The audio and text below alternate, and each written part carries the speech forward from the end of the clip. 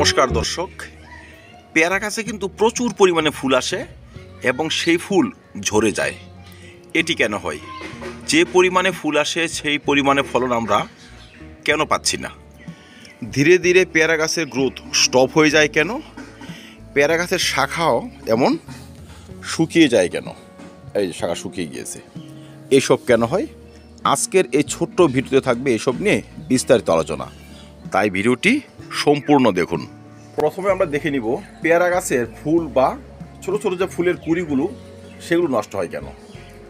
সেসব নষ্ট হওয়ার কারণের মধ্যে প্রথম হচ্ছে ভয়াবহ ছত্রাকের আক্রমণ। আমরা যখন গাছগুলোকে রেখে দিই, বহু ক্ষেত্রে কি করি, এই ফুল যখন আসবে না সেই অবস্থাতে কিন্তু পরিচর্যা করি না, যখন ফুল আসতে শুরু করে সেই যত্ন করা শুরু করি। এইভাবে পরিচর্যা করলে কিন্তু আমরা পেয়ারা গাছ থেকে ভালো পরিমাণ ফলন পাবো না, আমাদের কুড়ি বা ফুল নষ্ট হবেই। তাই পেয়ারা গাছে ফুল আসার আগে থেকেই কিন্তু আমাদের ভালো মানের ছত্রাকনাশক স্প্রে করতে হবে। যেমন দর্শক, আমার এই গাছটি দেখুন, খুব সুস্থ সতেজ গাছ। এই গাছেরও কিন্তু কিছু কুড়ি নষ্ট হয়ে গিয়েছে। এই গাছগুলোকে যত সুস্থই মনে হোক না কেন, আপনি যদি তাদের পাতাগুলোকে ভালোভাবে লক্ষ্য করেন, দেখবেন হলুদ এবং ধূসর বর্ণের কিছু পাউডার মতো লেগে আছে বা কিছু কালচে পাউডার মতো লেগে আছে। এরা কিন্তু ছত্রাক। গাছের কাণ্ডগুলোকে যদি আপনি ভালো করে লক্ষ্য করেন, হাত দিয়ে এমন একটু করেন, এই দেখবেন এই যে আঠার মতো লেগে আছে, ছত্রাক এরা।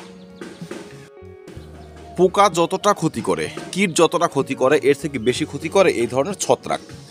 তাই আমাদের পেয়ারা গাছে প্রতি মাসে, বিশেষ করে ছাদের গাছে প্রতি মাসে কিন্তু ছত্রাকনাশক স্প্রে করতে হবে।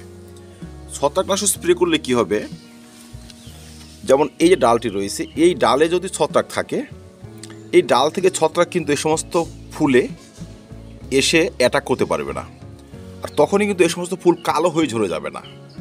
দেখবেন পেয়ারা গাছের শাখা প্রশাখা মোটামুটি ঠিকই আছে, কিন্তু সদ্য আসা ফুলগুলো কেমন শুকিয়ে গিয়েছে। সেই সমস্ত না হওয়ার জন্য কিন্তু ছত্রাকনাশক স্প্রে করতে হবে। আর ফুটন্ত ফুলে অনেকে কীটনাশক ছত্রাকনাশক স্প্রে করি না, কিন্তু ফুল যখন দেখা দেবে সেই অবস্থাতে বা তার থেকে কিছু আগে আমাদের কিন্তু ভালো মানের ছত্রাকনাশক গাছে স্প্রে করতে হবে। পেয়ারার ফুলকে ছত্রাকের হাত থেকে যে প্রোটেকশন দেবে, এই ধরনের ছত্রাকনাশকের মধ্যে একটি হচ্ছে এমিস্টার টপ। একটি ফুলও ঝরবে না যদি আপনি এটি স্প্রে করতে পারেন। 10 থেকে 12 দিনের ব্যবধানে 2 থেকে 3 বার আপনি এমিস্টার টপ স্প্রে করুন, 1 লিটার জলে মাত্র 1 ml করে। যখন আমরা গাছে ছত্রাকনাশক স্প্রে করব, গাছকে ভিজিয়ে একদম স্নান করিয়ে দিব এবং টবের মাটিতেও কিছু ছত্রাকনাশক ঢেলে দিব। কারণ বহু ক্ষেত্রে মাটিতে ছত্রাকের সংক্রমণ থাকে, সেখান থেকে কিন্তু গাছে আবার চলে আসে অ্যানথ্রাকনোজের মতো সমস্যা। পেয়ারা গাছের পাতা পুড়ে যায়, এটি হচ্ছে অ্যানথ্রাকনোজের লক্ষণ। অনেক সময় দেখুন পাতা হলুদ হয়ে যাচ্ছে, নতুন শাখা প্রশাখা গজাচ্ছে না, গাছ ধীরে ধীরে খর্বাকৃতি হতে শুরু করেছে, বনসাইয়ের আকার নিয়ে নিচ্ছে। তো সেই ধরনের সমস্যাকে রোধ করার জন্য গাছের ছত্রাকনাশক স্প্রেও করতে হবে এবং টবের মাটিতেও ঢেলে দিতে হবে। যদি আমরা ইচ্ছে করি, এই ধরনের ছত্রাকনাশক 1 লিটার জলে 1-1.5 ml গুলে টবের মাটিতে ঢেলে দিতে পারবো, বা কপারযুক্ত ছত্রাকনাশকও ঢেলে দিতে পারবো। আর এই সময় যারা ছত্রাকনাশক গাছে স্প্রে করবেন এবং টবের মাটিতে ঢেলে দেবেন, গাছকে সুস্থ করে নিয়ে আসবেন, তাদের কাছে ফলন ডবল হবে। ছত্রাকনাশক সঙ্গে সঙ্গে ব্যবহার করে দিলাম, গাছ ভালো পরিমাণ ফলন নিয়ে আসবো, সেসব নয়। তাই আগামীতে ভালো ফলনের জন্য এখন থেকে যত্ন শুরু করুন। পেয়ারার কুড়িকে নষ্ট করে দেওয়ার জন্য 2 নম্বর যে দায়ী, সে হচ্ছে শিকড়ে সংক্রমণ। আমাদের পেয়ারার টবে সবসময় যে শিকড় সুস্থ থাকে তা কিন্তু নয়, বিভিন্ন কারণে শিকড়ে সংক্রমণ হয়। বিশেষ করে আমরা বিভিন্ন টবে বিভিন্ন সময় বিভিন্ন মাটি ব্যবহার করি, সে সমস্ত মাটিতে থাকে ক্ষতিকারক কৃমি, যারা পেয়ারার শিকড়কে নষ্ট করে ফেলে, পেয়ারার শিকড়কে গিট করে ফেলে। আর তার এফেক্ট দেখা দেয় পাতায়। পাতা এমন হলুদ হয়ে যাওয়া, পাতার অগ্রভাগ পুড়ে যাওয়া, এবং ফুল যদি চলে আসে সেই ফুল গাছ থেকে ঝরে যাওয়া, নতুন করে শাখা গজাবে, তার মাথাটি এমন পুড়ে যাওয়া। তো এই ধরনের সমস্যার জন্য কিন্তু শিকড় দায়ী। আমরা যদি শিকড়ের চিকিৎসা সঠিকভাবে সারতে পারি সে সমস্ত সমস্যা সেরে যায়। শিকড়ের চিকিৎসা হিসেবে আমরা ছত্রাকনাশক শিকড়ে ঢেলে দিব, প্রয়োজনে গাছটি রিপোর্ট করে দিব এবং 1 লিটার জলে 2 গ্রাম করে চুন গুলে 1 মাসের ব্যবধানে 2 থেকে 3 বার টরমাটিতে ঢেলে দিতে পারি। এতে মাটি কম্প্যাক্ট হবে না, শিকড় সুস্থ হয়ে যাবে, শিকড়ে থাকা রোগের বাসা, ছত্রাকের বাসা ভেঙে যাবে, শিকড় আবার নিজেকে মেলে ধরবে, গাছ আবার সুস্থ সবল নতুন নতুন শাখা প্রশাখায় ভরিয়ে রাখবে। পেয়ারার ফুল বা কুড়িকে নষ্ট করার জন্য দায়ী আরেকটি সমস্যা, সেটি হচ্ছে চোষক পোকার আক্রমণ। অতি ক্ষুদ্র চোষক পোকা যা চোখে দেখা যায় না, কিন্তু তারা কিন্তু ফুলের ভালোই ক্ষতি করে থাকে। যখন ফুলগুলো ফুটতে আরম্ভ করবে, এখানে আসবে বিভিন্ন ধরনের প্রজাপতি, মৌমাছি, বোলতা, যারা পলিনেশনে হেল্প করবে।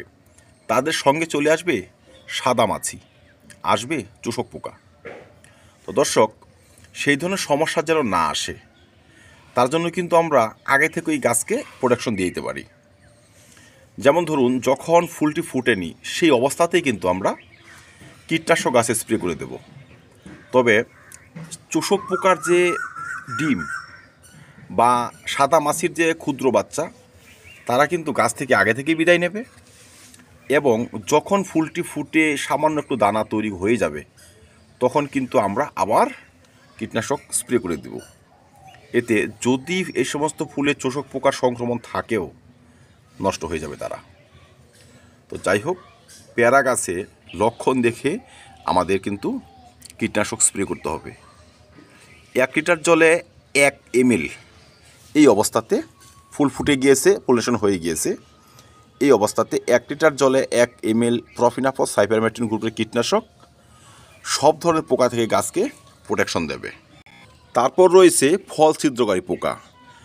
যখন পেয়ারার এই ফুলগুলো সামান্য একটু ফলে পরিণত হবে, গুটি বাঁধতে শুরু করবে, এই সমস্ত গুটিকে ফুটো করে কিন্তু ভেতরে চলে যাবে ফল ছিদ্রকারী পোকা। এখানে অ্যাটাক করবে ফ্রুট ফ্লাই। তো আমরা যদি তাদেরকে দমন করার জন্য একটি কীটনাশক নিয়মিত স্প্রে করে যেতে পারি, সেক্ষেত্রে কিন্তু তারা আর ধারে কাছেও ভিড়তে পারবে না। আপনি প্রফিনাফস সাইপারমেথ্রিন গ্রুপের কীটনাশক অবশ্যই স্প্রে করতে পারেন, নিমতলো এখানে স্প্রে করা যায়। যদি এই ধরনের কীটনাশক স্প্রে করেন, আপনি 15 দিনে বা 10 দিনের ব্যবধানে 2-3 বার স্প্রে করবেন। নিম তেল হলে 7 দিনের ব্যবধানে স্প্রে করবেন। বিশেষ করে হাতে বানানো নিম তেলও কিন্তু এখানে ভালো কাজ করে। এক্ষেত্রে ডোজ হবে 1 লিটার জলে 20 ml প্রায়। আরেকটি সমস্যা আমাদের পেয়ারার কুড়িকে ঝরিয়ে দিতে সহায়তা করে, সেটি হচ্ছে আমাদের ভুল খাদ্য তালিকা। বহু ক্ষেত্রে আমরা মিশ্র খাবার নামে প্রচুর নাইট্রোজেনযুক্ত খাদ্য দিয়ে যাচ্ছি।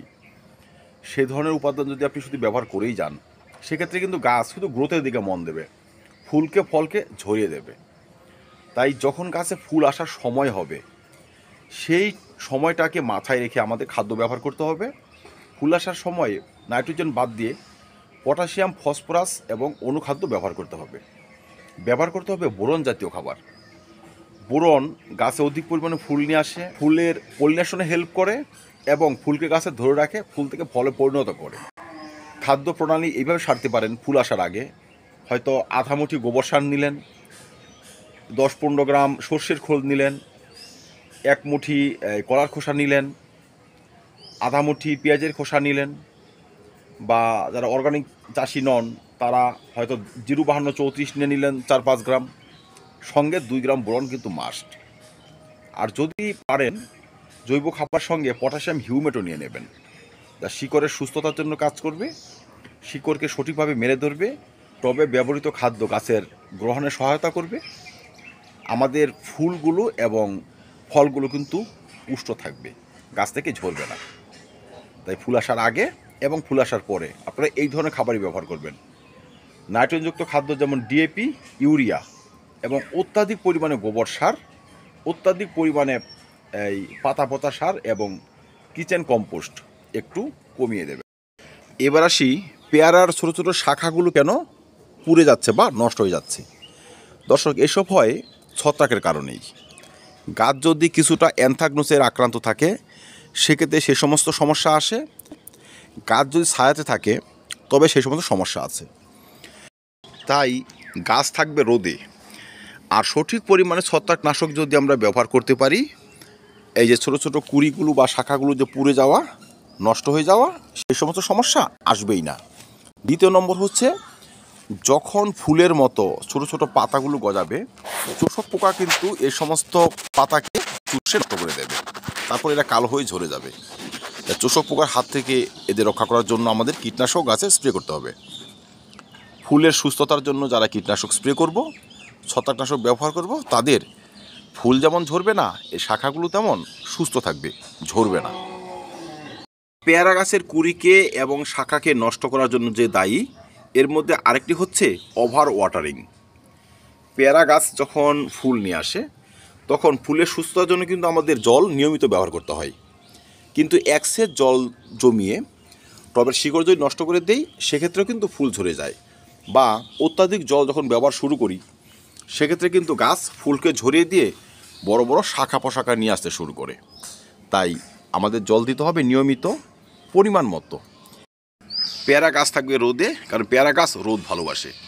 যখন গাছ রোদে থাকবে, তখন সে সমস্ত গাছে পোকার আক্রমণ যেমন কম হবে, তেমন ছত্রাকের আক্রমণও কম হবে। গাছ বাড়বে তার নিজের গতিতে, ফুলে ফলে ভরিয়ে রাখবে। ভিডিওটি শেষ করার আগে একটি পয়েন্ট আমাদের মাথায় রাখতে হবে, সেটি হচ্ছে পেয়ারা গাছের ফুল এবং কুঁড়ি ঝরে যায় পটাশিয়াম এবং ক্যালসিয়ামের ডিফিসিয়েন্সিতে। আমাদের গাছগুলো যখন পর্যাপ্ত পরিমাণে পটাশিয়াম পাবে না, ফুল চলে এলেও সে সমস্ত ফুলকে ঝরিয়ে দেবে, ফুল ঝরে যাবে। পটাশিয়াম গাছের ফুলকে ধরে রাখতে এবং গাছকে শক্তিশালী করতে টবে ব্যবহৃত খাদ্য উপাদান গোটা গাছে ছড়িয়ে দিতে কিন্তু সহায়তা করে। পটাশিয়ামের ঘাটতি গাছে ফলন আসবে না, যে কোনোভাবে ঝরে যাবে। তারপর রয়েছে ক্যালসিয়ামের ঘাটতি। ক্যালসিয়াম এমন একটি অনুখাদ্য যা কম পরিমাণে লাগে, তার ডিফিসিয়েন্সি গাছে নিয়ে আসে মারাত্মক সমস্যা। বিশেষ করে ফল পচে যাওয়া। দেখবেন হয়তো মার্বেলের মতো ফলটি হয়েছে, সাইড দিয়ে পচতে শুরু করেছে, মনে হচ্ছে যে কেউ হয়তো কোনোভাবে অ্যাটাক করে পচিয়ে দিয়েছে, তা কিন্তু নয়। ক্যালসিয়ামের ডিফিসিয়েন্সি সেই সব। আমরা যখন খাবার ব্যবহার করব, 12 মাসে অন্তত পক্ষে 6 বার একটি 20 ইঞ্চি টবের মধ্যে 20 থেকে 25 গ্রাম যদি ডিমের খোসা ব্যবহার করে যেতে পারি, ক্যালসিয়ামের ডিফিসিয়েন্সি কমে যায়।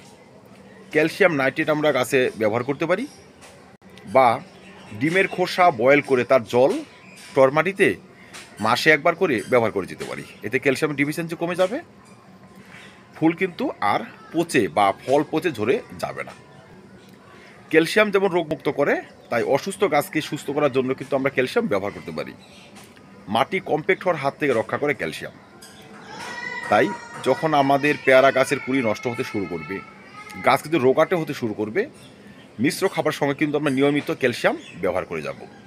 এতে গাছ থাকবে সুস্থ, গাছ থাকবে সতেজ, প্রচুর পরিমাণ ফুল এবং প্রচুর পরিমাণে ফলের সঙ্গে বাড়তে শুরু করবে। তো ধন্যবাদ দর্শক। পেয়ারা গাছ সম্বন্ধিত আরও ভিডিও চ্যানেল রয়েছে, সেসব দেখে নেবেন, চাষ ব্যবস্থা একদম ইজি হয়ে যাবে। ধন্যবাদ। ভিডিওটি ভালো লাগে লাইক এবং শেয়ার করে দেবেন, চ্যানেলটি সাবস্ক্রাইব করে পাশে থাকবেন। ভিডিওটি দেখার জন্য অসংখ্য ধন্যবাদ।